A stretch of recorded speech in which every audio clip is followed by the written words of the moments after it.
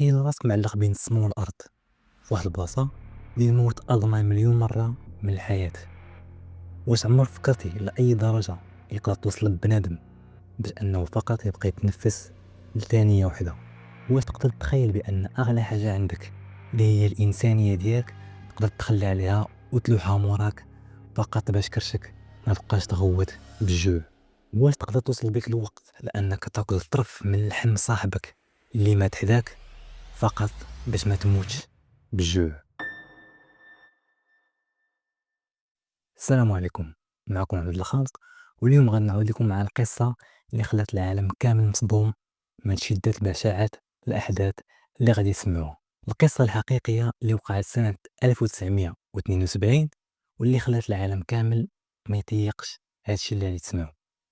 قبل ما نبدا الفيديو ما تنساوش لايك واشتراك في القناة، وبغيت نقول لكم بان في هذا الفيديو كاين شويه ديال الاحداث اللي تقدر ما تعجبكمش بزاف، ولكن غنذكرهم شويه غير باش نوصل لكم الفكره كامله. واحد الطياره غادي تغبل في جبال الانديز، الجبال اللي ما كترحمش، جبال اللي البرد فيهم كيجمد الدم في العروق. 72 يوم ديال الجحيم، 72 يوم اللي خلات الناس اللي بقاو حيين يديروا شي حوايج اللي ما يقدرش يتقبلهم العقل البشري. باش يعيشوا كان خصهم ياكلوا اللحم بعضياتهم، كما سمعتي، كان خاصهم ياكلوا اللحم ديال بعضياتهم فقط في سبيل العيش. واش هاد الناس ابطال حيت قاوموا الموت بكل ما عندهم من قوه، او لا هما وحوش حيت تجاوزوا كاع الخطوط الحمراء اللي كاينه؟ دير الكيد ورخي ودنيك، حيت داكشي اللي غادي تسمع معايا في هاد القصه غادي يخليك تعاود النظر في كاع داكشي اللي كتعرفو على النفس البشريه. رجع معايا بالزمن اللور، وبالضبط في 12 اكتوبر 1972. الجو في ذاك النهار كان فيه واحد النوع ديال الحماس، داك الحماس اللي كيجيك بالضبط فيك تبغي تخرج في سفريه مع صحابك ولا مع العائله اللي قرب لك. المكان هو مونتيفيديو، العاصمه ديال الاوروغواي، واحد المدينه اللي كتطل على البحر وناسها عزيز عليهم الضحك والنشاط. في ذاك الوقت كانت واحد الفرقه ديال الريغبي اللي سميتها اولد كريستيان، شباب في مقتبل العمر، الضحك والنشاط واحلام ما لها حدود.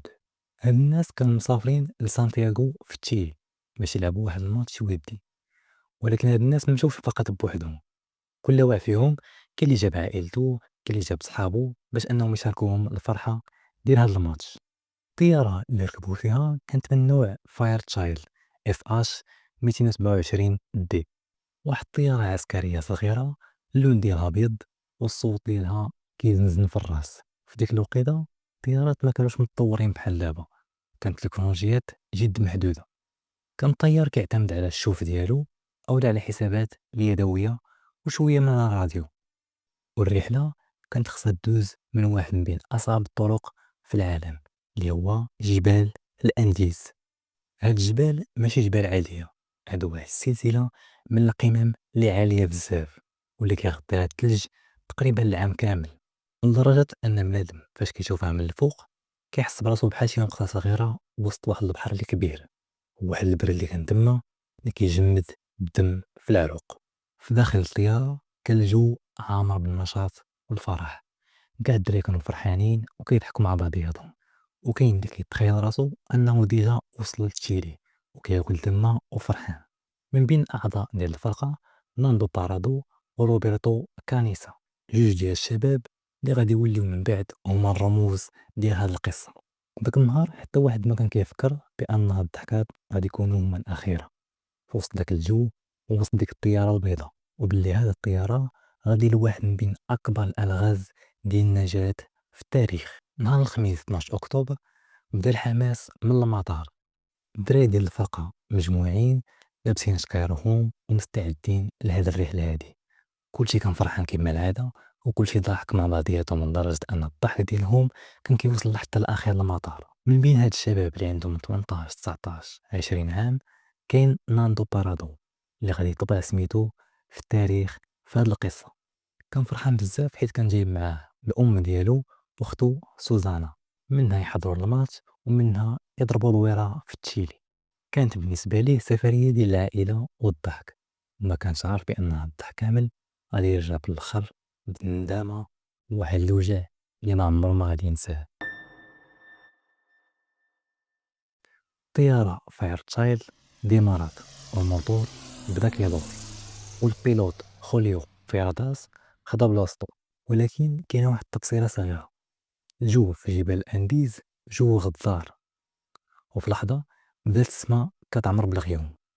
فاش وصلوا لمدينة ميندوزا في الأرجنتين، البيلوت قال لهم بأنه ما يقدرش يستمر في هذه الرحلة، وخصهم ضروري أنهم يباتوا هذه الليلة هنا في الأرجنتين.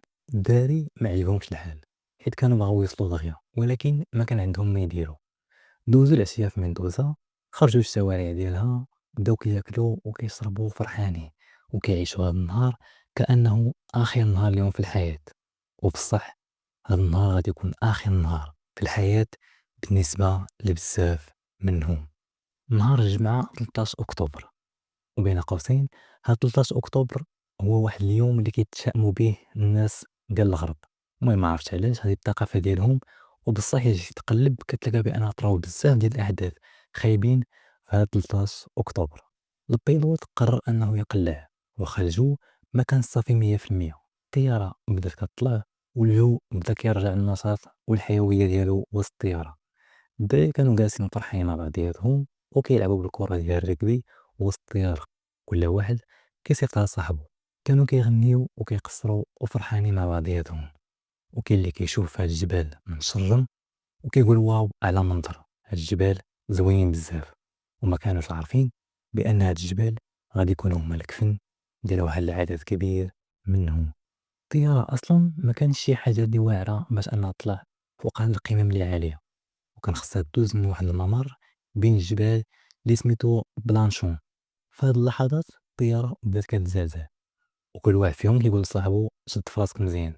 ولكن ما كانوش واخدين الأمور بجدية، واخا هكاك الضحك كان مازال وسط الطيارة، وما كانوش عارفين الخطورة ديال هادشي اللي طايحين فيه. ناندو بارادو كان جالس حدا الشرجم وكيشوف في الشرجم لدرجة أنه ما بقى كيبان ليه والو من كثرة الضبابة والثلج اللي كاين في ديك المنطقة. البيلوت بدا كيحس بأن الريح مجهدة، وبأن الطيارة ما بقاش نتحكم فيها كما خصو يتحكم فيها.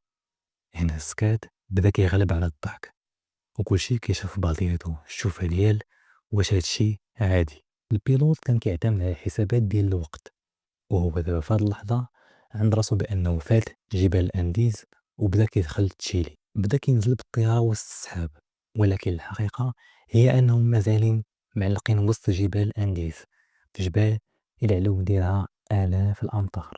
تخيل راسك وسط داك الجو، الراديو كيغوت والطيارة كتغوت، والدراري شادين في كراسة ديالهم حتى يديهم بيضت.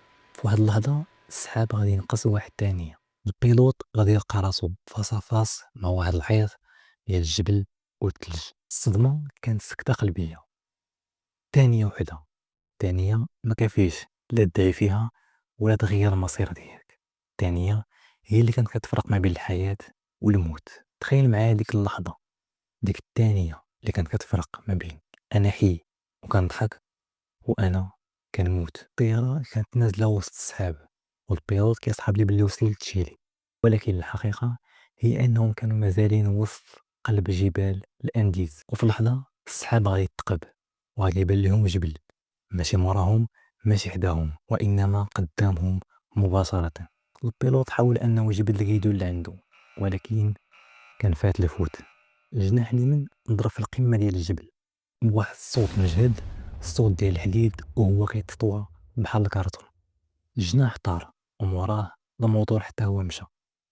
داك الجناح فاش طار غادي يقسم مع الجزء اللوراني ديال الطيارة كاملة. تخيل معايا بنادم كان جالس وما طاح بلاصتو، وفجأة غادي يجي واحد الطرف من الحديد اللي غادي يجرك معاه لخارج الطيارة. داك الجزء اللي مشى غادي يتفرقع، ودوك الناس كاملين اللي كانوا تما ماتوا في ثانية بلا ما يحسوا. ولكن المصيبة ما سالاتش هنا. الجزء الوسطاني اللي كان فيه ناندو بارادو وصحابو غادي يبقى غادي وسط جبال الأنديز. من بعد ما الطيارة غادي تطيح وغتبقى غادية بسرعة 400 كيلومتر في الساعة وسط جبال الأنديز.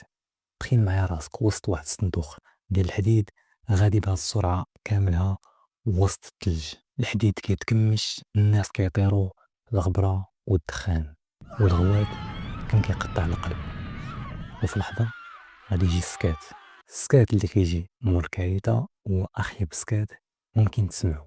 الطيارة وقفات من بعد ما ضربات في واحد الكومة كبيرة ديال الثلج. ديك الصدمة ديال الطيارة مع الكومة ديال الثلج خلات الناس كاملهم يتلاحوا ويترموا لقدام، لدرجة أن بزاف منهم دارسوا كسور خطيرة غير من هاد الوقفة هادي. الداخل الظلام بدا كيخيم والبرد كان كيقتل من دوك الثقابي اللي كاينين في الطيارة. روبرتو كانيسا اللي كان طاري في الميسين كان هو أول واحد غادي يفيق من بعد هاد الصدمة. فاش حل عينيه لقى راسو وسط هاد الروينة كاملة. الريحة ديال الموت بدات كتفوح وكيسمع الغوات والوجع ديال الناس، شي كيعيط على مو وشي كيتشهد. ناندو بارادو كان سخفان حيت راسو غادي يجي مع واحد الحديدة اللي غتخلي أن الجمجمة ديالو تقاس وتما غيسخف. وكاع صحابو اللي غادي يفيقوا من بعد كان غيصحى بهم بأنه صافي مات. هنا بدات المرحلة ديال الشك. في داك النهار وفي ديك الوقيته الشمس بدات كتغرب، وبالنسبة لواحد طالع الجبال أنديز بقميجة أو لا كبوت خفيف فراه هذا بحد ذاته حكم بالإعدام. البرد تما ماشي بحال البرد اللي كنعرفوه، تما كنهضروا على 30 40 درجة تحت الصفر. الناس اللي بقاو حيين بداو كيجمعوا راسهم، وحتى شي واحد لحد الآن مازال متيق هادشي اللي وقع. كاين اللي كيشوف صاحبو اللي كان يلاه واحد جوج تاوين كان كيضحك معاه ويلعب معاه ميت قدامه. الصدمة كانت قوية لدرجة أن شي وحدين ما هضروش، فقط ساكتين وكيشوفوا. ولكن كانيسا ودينو غادي يجمعوا راسهم وغادي يعرفوا بأنهم إلا ما تحركوش غادي يموتوا هنا غير بالبرد. بداو كيخويو الوسط ديال الطيارة اللي بقى، كيخويو من دوك الكراسة اللي مهرسين ومن الجثث ديال صحابهم اللي صافي ماتوا. كان خاصهم يصاوبوا عش فين يتخباو. جمعوا الشكايع الكبار والكراسة وقدروا أنهم يسدوا دوك الثقابي بالميكات وبالزز باش قدروا أنهم يسدوا الفتحة الكبيرة اللي كاينة اللور ديال الطيارة. دخل الليل ومعاه دخل الجحيم. في داك الليل كان السكات ديال الجبل كيحبسوا غير الصوت ديال الريح اللي مجهدة وسط دوك الثلوج. الدراري غادي يتجمعوا على بعضياتهم، واحد ملاصق مع واحد باش يستعملوا الحرارة ديال الجسم ديالهم فقط باش يقاوموا البرد من الليلة الأولى. كانوا حاشاكم كيبولوا على يديهم فقط باش يدفيوهم شوية. وهذا الشيء كامل اللي عاودت لكم راه حنا باقي في الليلة الأولى. داك النهار حتى واحد ما غادي ينعس، كلشي كان كيفكر في العائلة ديالو صحابو والماتش اللي ما غاديش يتلعب. كانوا كيتسناو غير الصباح يصبح وكانوا متيقنين بأن الطائرة ديال الإنقاذ غادي يجيو يعتقوهم. كانوا كيقولوا بأن حنا فرقة معروفة وهذه طيارة عسكرية، يعني مسألة فقط ساعات باش أنهم يقدروا يلقاونا ويعتقونا. هادشي اللي كانوا كيقولوا باش يصبروا بعضياتهم، ولكن فاش غادي يصبح الصباح غادي تصدموا بالمشهد اللي غادي يلقاوه. الطيارة كانت بيضة كاملة ومغطيها الثلج، يعني حتى اللي كان دايز من السما ترى ما غادي يبان ليه والو وسط ديك البيوضية. هنا بدات القرارات الصعيبة. الماكلة ما كايناش، كان فقط شوية ديال الشكلاط وشي علبة صغار ديال الكوفيتير وشي وحدين كانوا جايب معاهم قرع صغار ديال الشراب حاشاكم. بداو المحاولات الأولى باش يصلحوا الراديو، ولكن المحاولات كانت فاشلة لحقاش حتى البدريات طاروا مع الجزء الأول اللي مشى وسط الجبال. الشك بدا كيدخل قلوبهم. ناندو بارادو غادي يفيق من بعد يومين وهو في الغيبوبة. أول حاجة عرفها هي أن مو ماتت وختو سوزانا كاينة بين يديه وحتى هي كتصارع الموت. تخيل معايا الوجع، تخيل معايا الحرقة اللي في قلبه زائد البرد اللي كيجمد ليه اللحم ديالو. الدراري بداو كيقسموا الماكلة، طرف ديال الشكلاط وجرمة من الشراب. هادشي ما كانش كيشبع، ما كانش كيدفي الجسم، ما كان كيدير حتى شي حاجة، فقط كيخليك تبقى حي لمدة أطول. داز 8 أيام 9 أيام 10 أيام حتى شي حاجة مازال ما بانت السما. كلشي كان ساكت والجبال كانت كتشوف فيهم. واحد النهار كانوا كيتصنتو في واحد الراديو لقاوه باقي خدام وغادي يسمعوا فيه الخبر اللي غادي ينزل عليهم بحال الصاعقة. خبر أن السلطات ما بقاش كتقلب عليهم، حيت مستحيل أنك تلقى شي واحد وسط هاد الظروف، زائد مستحيل أن شي واحد يكون طاح وعايش لهاد المدة كلها في هاد الظروف. تخيل معايا الأثر ديال هاد الجملة عليهم. هما بالنسبة للعالم دابا كيتعتبروا ميتين، يعني حتى واحد ما بقى يسول فيهم حتى واحد ما بقى كيقلب عليهم. السكات غادي يرجع عاوتاني، والشك غادي يتحول ليقين أن الموت هي اللي كاينة ليهم وسط هاد الجبال. وسط هاد الظلام غادي تطلع واحد الفكرة، فكرة اللي غتغير مجرى هاد القصة، فكرة اللي ميمكنش يتقبلها العقل البشري، اللي غتخليهم يديروا أي حاجة باش يبقاو عايشين. كلشي كان ساكت، ولكن وسط داك السكات كانت أدور أفكار غريبة، أفكار اللي هي واش نديروها، واش هذا هو الحل اللي بقى لينا. الجوع كان قوى من الدين، قوى من الأخلاق، قوى من جميع مبادئ الإنسانية اللي كنتي كتعرف. ناندو غادي يشوف صاحبو كانيسا وغادي يقول ليه واحد الجملة اللي بقات مسجلة في التاريخ: كانيسا، أنا خاصني نعيش، وباش نعيش خاصني ناكل. الجوع غادي يوصل داك النهار لواحد الدرجة اللي ما كتوصفش. المعدة ما بقاتش غير كتغوت، وإنما بدات كتقلص وكتمتص في العضلات ديال الجسم. كلشي بدا كيحس بالذات ديالو بدات كتذوب، وكيشوف صحابو كيلقى فقط وجوه هياكل عظمية. ناندو وروبرتو ومعهم شي دراري اخرين بداو كيشوفوا بعضياتهم وكيشوفوا في الجثث، وحتى شي واحد فيهم ما زعم انه يقول ديك الفكره اللي كاينه في راسو، الفكره اللي حتى شي واحد ما يقدر انه يتقبلها. كانوا كيشوفوا الجثث اللي كاينه برا، الجثث اللي كان البرد باقي محافظ عليها. داك النهار الجوع غيتغلب على الخوف. كانيسا بكونه طالب ديال الطب هو اللي خدا الجرأة باش يدير الخطوة الأولى. وقف قدام الجثث ويديه كيترعدوا من شدة البرد ومن شدة الرعب.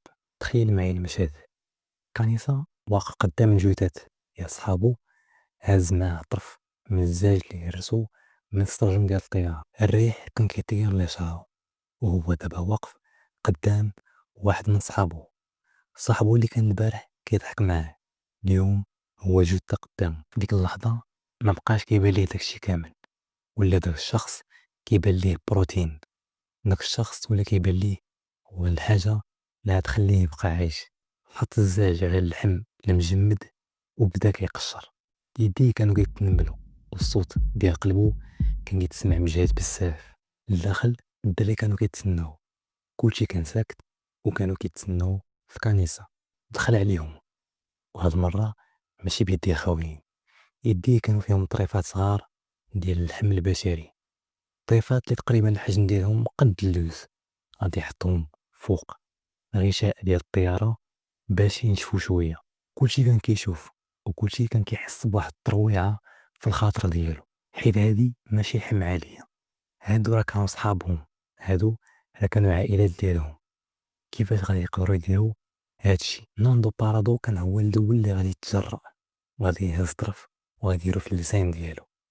تخيل معايا داك الألم، داك الوجع اللي كتخيلو انك حاط طرف من لحم صاحبك فمك وباغي تسرطو. الاحساس ديال الرفض كان قوي، ولكن من بعد ما صرتها غادي يحس بواحد الطاقه، بحال الذات ديالو كانت كتشكرو لحقاش عطاها شي حاجه باش تقاوم. من بعدها الدراري بداو كيزعمو، وشي واحد اللي منهم بداو كياكلو داكشي. كلشي كان كيبكي، وحتى شي واحد ما متيق هاد الظروف اللي وصلوا ليها. كاين اللي بقى شاد الركنه وكيغوت وكيقول لهم اشنو هادشي كديروا، هادي راه جريمه، هادي راه قله ادب تجاه الموتى. انا حسن ليا نموت وما نديرش هادشي. ولكن مع مرور الساعات والايام، حتى دوك اللي رفضوا في الاول بداو كيميلوا جهه هاد الماكله هادي، حيت الجوع ما كيرحم لا كافر ولا مسلم. بداو كيديروا اتفاقيات بيناتهم، كل واحد كيقول لهم انا الا مت غير كولوني. هنا غادي تحول هاد البشاعة ديال هادشي اللي طاري لواحد بطولة مقدسة. تخيل معايا المنظر: البرد وسط الطيارة اللي مهرسة، وكلشي كياكل في اللحم ديال صاحبو اللي كان البارح كيضحك معاه. كانوا كيحاولوا ما يشوفوش في الوجه ديال الجثث، كانوا كياكلوا فقط من الظهر اولا من الفخاذ، باش ما يتفكروش بان الجثة راه كان واحد منهم، كان واحد من الفرقة كان كيلعب معاهم غير البارح. الجو كان في شكل بحال كلشي كان ميت. الحدث الرئيسي ماشي هو أكل الجثث، وإنما اللحظة اللي فقد فيها الإنسان الإنسانية ديالو، الأخلاق ديالو، الدين ديالو، في سبيل العيش. اللحظة اللي ترست فيها الحدود، اللحظة اللي كتسمع فيها بأن حتى شي واحد ما بقى كيقلب عليك وانت راك ميت أصلا بالنسبة للعالم. 72 يوم وهاد العملية كتعاود كل نهار. كل نهار كينقص واحد كيولي هو الماكلة ديال الناس اللي بقاو وسط واحد الدوامة ديال الرعب اللي ما كتساليش. اجي نخرج شوية من هاد الروينة ديال الطيارة ونشوفو شنو كان واقع في العالم الخارجي.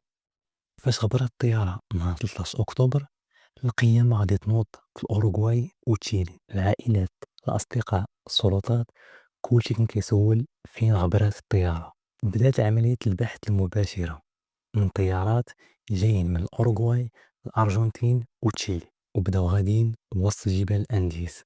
ولكن المشكل اللي كان كما قلت لكم هو أن اللون ديال الطيارة بيضاء. طيارة بيضاء، الجبال كلهم بيضين، يعني حتى حاجة ما كتبان أصلا. تخيل معايا بحال كتقلب على شي حبة ديال الملحة وسط خنشة ديال السكر. السلطات من بعد ما داروا تحقيق تقني حسبوا المسافات وقرروا أنهم يبداو البحث في واحد البلاصة، ولكن هاد الحسابات كاملها كانت غلط.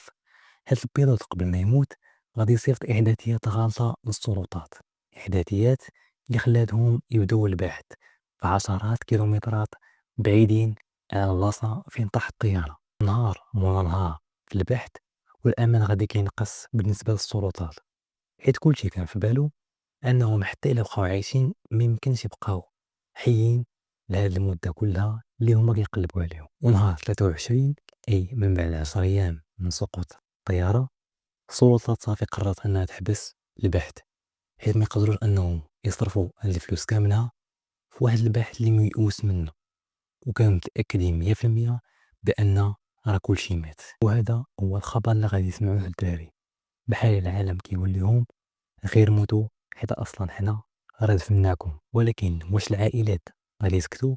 أكيد لا. الأمهات، الآباء، كلشي بقى مستمر في التقلاب. كاين واحد الأب سميتو كارلوس بايز بدا كيستمر في التقلاب بطائرة خاصة ديالو، صرف كاع الفلوس اللي كاين عنده لدرجة أنه مشى عند واحد الشواف في هولندا غير باش يعطيه خيط بيض. هاد الشواف غادي يقول ليه بأن الدراري مازالين حيين وكاين في واحد البلاصة اللي كيغلب عليها اللون الأبيض. هاد الهضرة عطات شوية ديال الضوء وسط داك الظلام، ولكن السلطات ما يمكنش لهم يغامروا ويضيعوا ملايين ديال الدولارات على قبل هضرة ديال أب محروق على ولده وعلى قبل هضرة ديال شواف. نرجعو دابا للدراري اللي كاينين وسط الثلج. من عندهم بداو التحقيق وكيحاولوا أنهم يلقاو شي حل باش يبقاو عايشين ويخرجوا من هاد الأزمة. ناندو وكانيسا بداو كيفكروا فقط علاش ما قدروش يلقاو الجزء اللوراني ديال الطيارة، حيت هو اللي كاينين فيه باتريات وفيه الحوايج ويقدروا أنهم يلقاو فيه شوية ديال الماكلة. قرروا أنهم يخرجوا في رحلات استكشافية، رحلات انتحارية وسط داك الثلج. ومن بعد بزاف ديال المحاولات اللي كانوا فاشلة، وأخيرا غادي يلقاو الطرف اللوراني من الطيارة. هنا الدراري غادي يفرحوا بزاف، غادي يصحاب لهم بأنهم صافي لقاو الحل. لقاو بطاط صغار ديال الكوفيتير وشوية ديال الشكلاط والحوايج ديال دوك الناس اللي أصلا ما بقى لهم أثر، وغادي يلقاو حتى باتريات كبار. كان الهدف ديالهم فقط هو أنهم يوصلوا فكرة أنهم راه باقي عايشين. حاولوا أنهم يربطوا الراديو اللي كان في الطيارة مع دوك الباتريات. بقاو أيام وهما كيجربوا وكيقلبوا في دوك الخيوط، لحقاش حتى واحد فيهم ما كانت عنده معرفة بهذا الشيء، والخيوط كانت كثيرة بزاف. ومن بعد محاولات كثيرة كانت الصدمة هي أن هذا الراديو أصلا ما يمكنش أنه يخدم إلا إلا كانت الطيارة خدامة. يعني كاع ديك التمارة وكاع دوك الرحلات الاستكشافية الانتحارية اللي داروا ما كانت عندها حتى شي فائدة. فاش كانوا كيفكروا شنو هي الخطوة الجاية اللي يقدروا يديروا، الطبيعة غادي تضرب بالضربة ديالها. نهار 29 أكتوبر وهما ناعسين وسط الطيارة هبط عليهم واحد الانهيار جليدي. في ثانية وحدة الطيارة كلها غادي تعمر بالثلج، يعني البلاصة فاش كانوا مرتاحين كلها عمرت بالثلج. تخيل معايا بنادم كان ناعس، ما هو ناعس ما هو فايق، شوية غادي يلقى راسو مدفون تقريبا في 3 متر ديال الثلج. ماتوا 8 ديال الناس مخنوقين غير في ديك الليلة، واللي بقاو حيين غادي يبقاو تما 3 أيام وهما كيقاوموا وكياكلوا في اللحم ديال صحابهم عاوتاني غير باش يبقاو حيين. هاد الكارثة اللي وقعت خلاتهم يديروا نظرة في داكشي اللي واقع. ناندو بارادو غادي يشوف صاحبو كانيسا وغادي يقول ليه بما ان حتى شي واحد مابقى كيقلب علينا، فالحل الوحيد اللي عندنا هو نطلعوا دوك الجبال ونشوفوا اشنو كاين موراهم. بداو كيوجدوا المهمة المستحيلة. هاد المرة قرروا انهم يديروا خطة مدروسة بالامكانيات اللي عندهم.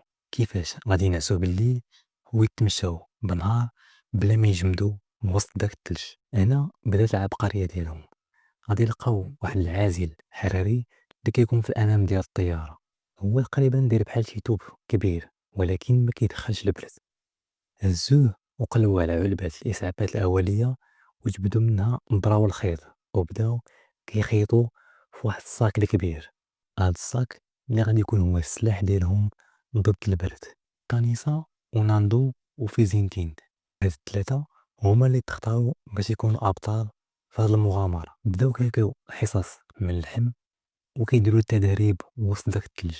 كانوا كيتسناو غير الجو يصفى شوية باش تبدا المهمة ديالهم، ولكن المشكل هو انهم ما كانوش عارفين حتى فين كاينين.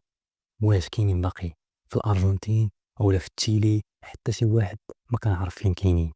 التحقيق اللي قدروا انهم يديروه من بعد ما لقاو واحد الخريطه في جهه البيلوت، غادي يلقاو بانهم راه قراب لتشيلي، ولكن هادشي كان غلط حيت هما راه كانوا باقيين بعاد بزاف وبوسط الجبال.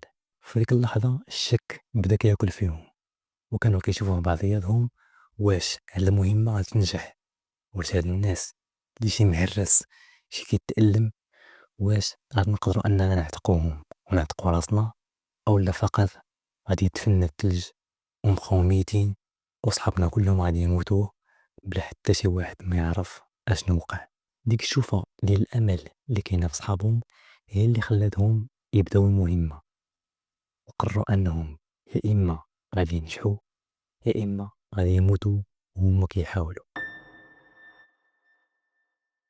نهار 12 دجنبير، يعني من بعد تقريبا شهرين، ناندو وجوج من صحابو غادي يبداو يوجدوا راسهم باش ينطلقوا. جمعوا الماتيريال ديالهم وداو صحابهم وبداو الرحلة. انطلقت الرحلة وبدات تقلع الحقيقي وسط الجبال. واش هاد الناس اللي واكلين لحم بشري وضعاف بحال هكا غادي يقدروا انهم يطلعوا جبل اللي تقريبا العلو ديالو 4000 متر؟ هادشي اللي غادي نشوفوه في النهاية الصادمة ديال هاد القصة. من بعد ما كانوا ثلاثة في الأول، في زنتين غادي يقرر أنه يرجع من بعد ما بدات الرحلة. رجع لحقاش شاف بأن المؤونة اللي عندهم ما غاديش تقدم. هنا غادي يقرر أنه يعطيهم كاع داكشي اللي عنده وخلى ليه فقط شوية باش يقدر يرجع. وصلنا لآخر محطة في هذه الرحلة، ناندو وكانيسا، جوج ديال الشباب اللي كانوا كيبانوا بحال شي خيالة، هياكل عظمية وجههم محروق بالبرد والشمس، طالعين في جبل اللي فيه 4000 متر. من بعد بزاف ديال المجهود والتمارة، ناندو فاش غادي يوصل للفوق كان كيتسنى انه يشوف الجبال والوديان والغابات، ولكن غادي تصدم. لقى قدام عينيه بزاف ديال الجبال اخرين وكلهم بيضين. هما عند راسهم انهم غاديين جهة تشيلي، ولكن راه كانوا غاديين اصلا باتجاه غلط. اي واحد كان بلاصتهم وغادي يشوف داك المنظر كان غادي يستسلم للموت. ولكن ناندو فاش شاف صاحبو قال ليه ما عندنا ما نديرو، صحابنا كاينين اللور وخصنا يا اما نعتقوهم يا اما نموتو حنا كنحاولوا. بقاو غاديين كيتمشاو وسط دوك الجبال 10 ايام، 10 ايام ديال الموت الانتحاري. كانوا غاديين وكينعسوا ملاصقين مع بعضياتهم غير باش ما يموتوش من البرد. نهار مورا نهار بدات البيوضيه كتنقص وبدات شويه ديال الخضوريه كتبان، وبداو كيسمعوا الصوت ديال الماء وهو كيجري وسط وديان. نهار 20 دجنبير غادي يوصلوا لواحد الواد وغادي يبان لهم واحد الراجل واقف مورا الواد. أول مرة غادي يشوفوا بشر من غير صحابهم اللي وجههم بحال الهياكل العظمية من بعد المدة ديال 72 يوم. ناندو ما بقاش فيه حتى الجهد باش انه يغوت. هز واحد الورقة اللي كانت في جيبو مع ستيلو هو يربطها واحد الحجرة هو يصيفطها لداك الراجل. داك الراجل اللي كان سميتو سيرخيو كاتالان غادي يهز ديك الورقة وغادي يحلها وغادي يتصدم فاش غادي يقرا داكشي اللي مكتوب فيها: أنا جاي من الطيارة اللي طاحت في الجبال، أنا من الأوروغواي، باقي أنا و14 من صحابي باقي عايشين، عافاك، عاوننا. هذيك الورقة كانت هي المعجزة. داك الراجل اللي غادي يتصدم من داكشي اللي شاف وغادي يقرر أنه يعاونهم دغيا. عرف بأن هادو هما الدراري اللي كان العالم كامل كيقلب عليهم وكلشي اعتبرهم ميتين، ودغيا مشى وجاب المساعدة. نهار 22 دوجانبير ديال كوبدرا اللي كانت ديال الجيش التشيلي، كان كيتسمع الصوت ديالها مجهد وسط دوك الجبال. الدراري اللي بقاو حيين فاش سمعوا داك الصوت وشافوا الطيارة خرجوا كاملين وبداو كيغوتوا فرحانين. كانوا كيعنقوا بعضياتهم وكيشوفوا في السماء بحال الموت غادي يتراجع في آخر لحظة. فاش غادي يهبط عندهم العسكر كان المنظر كيخلع، هياكل عظمية ما فيها حتى شي لحم، وناس كيشوفوا الوحوش ولكن في عينيهم كاينة واحد الفرحة. من بعد ما تعتقوا العالم كامل كان كيسولهم كيفاش بقاو حيين هاد المدة كلها. الحقيقة كانت قاصحة بزاف. في واحد الندوة صحفية الناجين غادي يعترفوا بأنهم كلاو اللحم ديال صحابهم باش يبقاو عايشين. هنا العالم غادي يتقسم لجوج: واحد النص اللي كيقول بأنهم ما عندهم ما يديروا وهذاك هو الحل باش يبقاو عايشين، واحد النص الآخر اللي ما قدرش يتقبل الفكرة كان كيشوفهم وحوش. ولكن بالنسبة لدوك 16 اللي بقاو فراه القصة اللي طرات ليهم غتبقى ديما في دماغهم.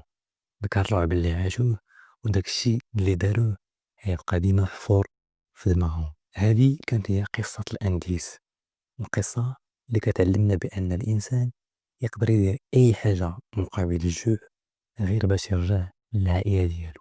72 يوم ديال الجحيم خلات هاد الناس يديروا شي حوايج اللي ميمكنش يتقبلهم العقل. دابا جا الدور ديالكم، تخيل راسكم في هاد المرحلة. واش غديروا بحال هاد الناس أولا كنتو فقط غادي تستسلموا للموت من الليلة الأولى؟ ما تنساوش لايك واشتراك في القناة، ونتلاقاو في قصة أخرى إن شاء الله.